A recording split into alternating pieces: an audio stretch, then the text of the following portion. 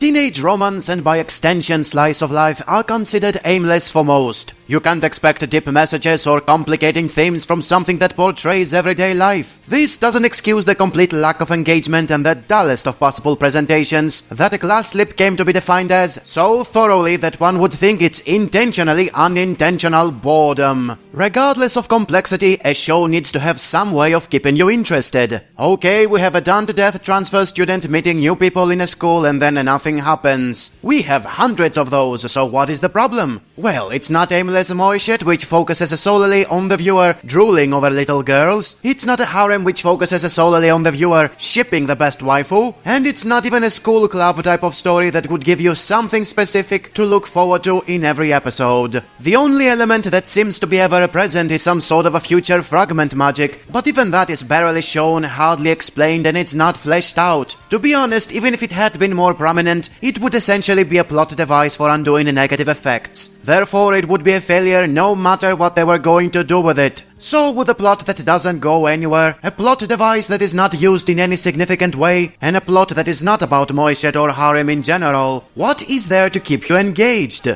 Aside from the pretty colors, I mean, since the PA Works art style is cookie cutter at this point. All their shows look the same. I can show you clips from Nagi no Asukara or Mayoika and you won't even tell the difference. Granted, fidelity and animation were worse in Glasslip than in their other shows, but what does it matter when they have no identity or focus? PA Works doesn't have the visual variety of Madhouse or the artistic flamboyance of Shaft. It comes off as lifeless and very boring to watch for more than a few minutes. Maybe the characters can make up for it? Nope, nothing there as well. They are so bland to the point the comic relief chickens are standing out more than the major characters. There is not even any chemistry amongst them to excuse why they are friends to begin with. What do they have in common that keeps them together? There is no objective and they don't seem to have the same hobbies. Why was glassmaking thrown in the show if it's not what brings them together? And why is everybody so absorbed in his own thoughts to the point it passes as autistic? One of them is reading books all the time and doesn't pay attention to half the things the rest are doing. How did they befriend her? Another one is mentally challenged, as she constantly spaces out and replies with "eh?"